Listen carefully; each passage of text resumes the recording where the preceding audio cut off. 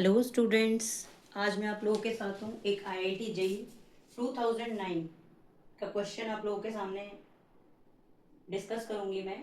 इस क्वेश्चन में आप लोग देख सकते हैं कि दो particles, two small particles of equal masses. सबसे पहले क्वेश्चन को ध्यान से पढ़ना बहुत जरूरी होता है। Start moving in opposite directions at a point A in a horizontal circular orbit. Their tangential velocities are v and 2v। Diagram उसमें क्वेश्चन में प्रिंटेड आएगा आप लोगों के लिए। Between collision the particles move with constant speed. उसने बोला है कि जब कोलिजन होता है तो दोनों पार्टिकल उस ड्यूरेशन में अपनी स्पीड कैसी मेंटेन करते हैं, कांस्टेंट, क्योंकि हर एक कंडीशन को समझना जरूरी है। और उसने बोला after making how many collisions other than at A, मतलब ए पर तो वो ऑलरेडी कोलिजन शो किया हुआ है, इसके अलावा अगर वो जो कोलाइड करते हैं these two particles will reach again at A. Initially वो ए पर है, अब वो ये पूछ रहा है कि कोलिजन इनमें लगातार हो रहे हैं और वो जब वापस ए पर आता है तो उसके बीच में कितने कोलिजन हो जाते हैं। तो सबसे पहले हमें इसमें ये समझना जरूरी है कि कौन कौन से दो कंसेप्ट इसके अंदर अप्लाई हो रहे हैं। इसके अंदर दोनों कंसेप्ट 11th क्लास के हैं, दो चैप्टर से। पहला रिलेटिव वेलोसिटी है, और रिलेटिव वेलोसिटी में हम लोग क्या पढ़ते हैं कि दो पार्टिकल्स जब अपोजिट डायरेक्शन में मूव करते हैं तो उनकी जो रिलेटिव वेलोसिटी है वो ऐड हो जाती है। तो यहाँ पर आप देख सकते हो दोनों अपोजिट डायरेक्शन में, और जो रिलेटिव वेलोसिटी आ जाएगी वो 3v होगी। ठीक है, पहला कंसेप्ट ये, सबसे पहले स्टूडेंट ये निकाल लेगा। अभी मैं आपको मेथड सिखा रही हूँ, जब आपको बेसिक क्लियर होगा आप 1 मिनट से पहले इस क्वेश्चन का आंसर निकाल सकते हो। तो यहाँ पर एक क्विकली डायग्राम से ही पता चल जाएगा आपको कि ये 3v इसकी रिलेटिव वेलोसिटी होगी, यानी जो हर पार्टिकल एक दूसरे को अप्रोच करेगा। रिलेटिव वेलोसिटी का मतलब क्या है, ये 11th का कंसेप्ट है कि जो पार्टिकल्स एक दूसरे की तरफ अप्रोच कर रहे हैं वो कितने वेलोसिटी से कर रहे हैं बेटा, 3v से। तो अब हम यहाँ से सबसे पहला स्टेप हमारा क्या होगा कि कोलिजन जब ए पर पहले उसने दिया हुआ है क्वेश्चन में, उसके बाद जस्ट जैसी पार्टिकल मूव करेंगे तो पार्टिकल ए v वेलोसिटी चलेगा, तो वो कितना डिस्टेंस कवर कर लेगा, l/3 part of the circle. अगर मैं पूरे सर्कल की लेंथ हम इमेजिन करेंगे तो वो सर्कल का l/3 पार्ट कवर कर चुका होगा। और उसी तरीके से जो दूसरा वाला पार्टिकल 2 है, ये 1 और 2 मैंने इसको नेम किया हुआ है, ये 12/3 पार्ट कवर कर चुका होगा। और दोनों बी पॉइंट पे पहुंच जाएंगे और पहला कोलिजन होगा बी पॉइंट पे, उसका फर्स्ट कोलिजन होगा। ये कोलिजन हो चुका है। अब इसके अंदर दूसरा कंसेप्ट यूज होगा, उसने बोला है पार्टिकल्स के मासेस इक्वल हैं। अब मासेस इक्वल है तो यहाँ पर कोलिजन का कंसेप्ट आ जाता है कि जब दो पार्टिकल सेम मास के होते हैं तो वो हेड ऑन कोलिजन में एक दूसरे की वेलोसिटीज को एक्सचेंज करते हैं। तो ये आप लोगों के पास कंसेप्ट नंबर 1 है, रिलेटिव वेलोसिटी, कंसेप्ट 1। और दूसरा कंसेप्ट जो इस क्वेश्चन के अंदर यूज हो रहा है वो है head on collision. Head on collision, head on elastic collision में जो बॉडी की वेलोसिटीज हैं, कोलाइडिंग बॉडी, कोलाइडिंग पार्टिकल, उनकी वेलोसिटीज क्या हो जाती हैं बेटा, एक्सचेंज।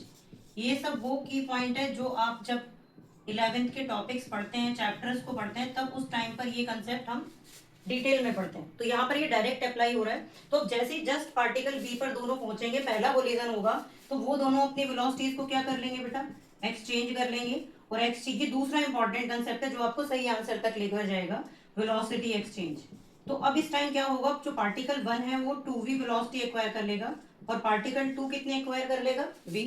और इसके बाद अब एकदम से सोचेंगे कि अब उनका जो मेथड होगा यहाँ पर मूव करने का आफ्टर पॉइंट बी, जैसे वो यहाँ से कोलाइड होंगे फिर वो वापस ए जो होगा, जो बी पॉइंट पे जो पार्टिकल 1 है, 1 की अगर हम बात करें तो इस बार उसकी स्पीड जो होगी, पार्टिकल 2 जो स्पीड एक्वायर कर ली है उसने 2v, जिसकी वजह से उसका डिस्टेंस कितना कवर हो जाएगा, वो कितने डिस्टेंस को कवर करेगा, 12/3, ये 1 के लिए होगा।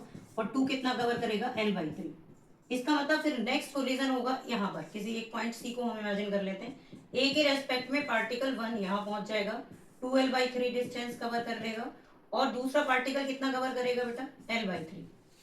अब यहाँ पर सेकेंड कोलिजन हुआ है, और सेकेंड कोलिजन के बाद अब आप देख सकते हो कि जब नेक्स्ट टाइम अब फिर से वेलोसिटीज एक्सचेंज होंगी, और जब फिर से वेलोसिटीज एक्सचेंज होंगी तो इस टाइम पार्टिकल 1 की वेलोसिटी हो चुकी होगी l/3 अगेन, और पार्टिकल 2 क्या गेन कर लेगा, 12/3।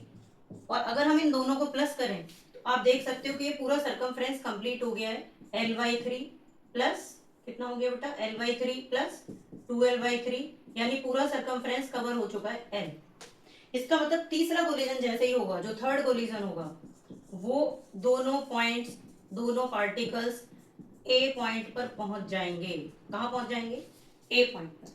अब यहाँ पर फिर एक इंपॉर्टेंट बात आती है कि आप ऑप्शन कौन सा सेलेक्ट करेंगे, उसके लिए भी क्वेश्चन की लैंग्वेज पर ध्यान देना जरूरी है। उसने बोला कि ए पॉइंट पर जैसे ही वो पहुंचते हैं उसके पहले कितना कोलिजन होता है।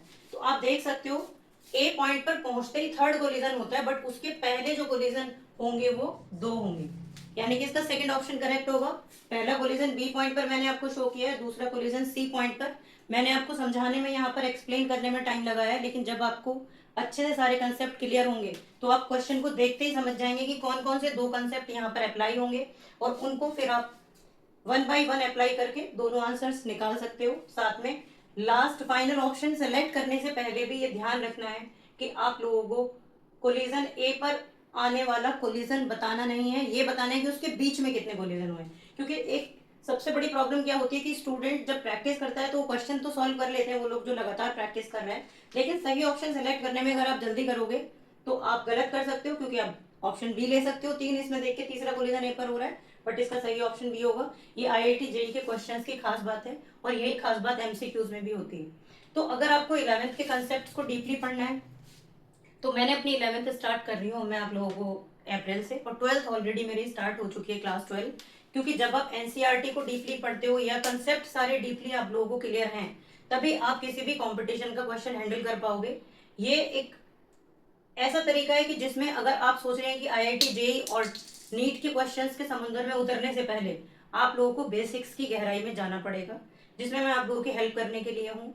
और मैं जो भी आप लोगों की कोई प्रॉब्लम है किसी भी कंसेप्ट को लेकर, अगर आपको क्लैरिटी नहीं है अभी भी, तो वो मैं आप लोगों को बोलूंगी कि आप मुझे ज़रूर कमेंट करें, ताकि मैं आप फिर से देख पाऊँ कि किस तरीके से आपको कौन से टॉपिक को क्लियर करना है। Now thank you very much.